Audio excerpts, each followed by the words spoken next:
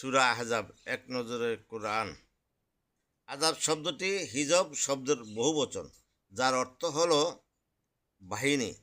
এই সূরার 9 থেকে 27 নং আয়াতে উল্লেখ করা হয়েছে, খন্দক যুদ্ধের সময় কুরাইশদের সম্মিলিত বাহিনী মদিনা ঘেরাও করেছিল।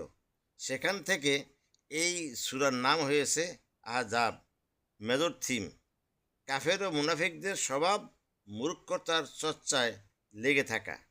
রাসূল সাল্লাল্লাহু সাল্লাম এর মর্যাদা ও তার উপর আল্লাহর অনুগ্রহ। 3.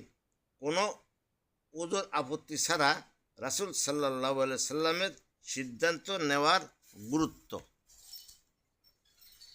সূরার শুরু শেষ সম্পর্কে সূরার শুরুতেই কাফের মুশরিকদের কথা মতো চলার বিষয়ে আল্লাহ তাআলা সতর্ক করে দিয়েছেন। আল্লাহর ভীতির উপর অটল থাকো, কাফের ও মুনাফিকদের কথা মতো চলো না। নিঃসন্দেহ আল্লাহ মহাজ্ঞানী বিচক্ষণ। আর সূরাটির শেষে বর্ণিত হয়েছে, যারা আল্লাহকে ত্যাগ করে কাফিরদের কথা শুনবে, তাদের অবস্থা পরিণামে আল্লাহ মুনাফিকিতে লিপ্ত পুরুষ ও নারী এবং শিরকে জড়িত পুরুষ ও নারীদেরকে শাস্তি দিবেন। সূরার অন্য সম্পর্ক: এই সূরার আগে সূরা হলো সাজদা, যার শেষ আয়াতে আল্লাহ কাফিরদের থেকে মুখ ফিরিয়ে নেওয়ার আদেশ দিয়েছেন। সুতরাং তুমি তাদেরকে এড়িয়ে যাও আর অপেক্ষা করো।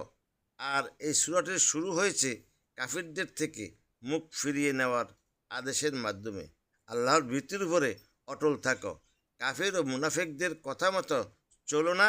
নিঃসন্দেহ আল্লাহ মহাজ্ঞানী বিচক্ষণ। শানে নজুল: বেশ কয়েকটি বিষয়কে সামনে রেখে এই সূরাটি নাজিল হয়েছে। প্রথমত, সে সময়কার আরব সমাজে সন্তান দত্তক নেওয়ার প্রথা ছিল। তবে মুশকিল হলো, আপন সন্তানদের জন্য যে নিয়ম রেওয়াজ দত্তক সন্তানদের বলতে, তারা সেই একই রেওয়াজ অনুসরণ করত। আল্লাহর রাসূল হিসাবে এই প্রথা ভেঙে দেওয়া নবীজির জন্য আবশ্যক ছিল। তাই তিনি নিজের পলক পুত্রের তালাকপ্রাপ্ত স্ত্রী জাইনবকে বিয়ে করার কথা ভাবেছিলেন, কিন্তু মুনাফিকরা এই নিয়ে হাঙ্গামা করবে বা কুৎসা রটাবে, এই আশঙ্কায় সামনে আগাতে চিন্তা করেছিলেন।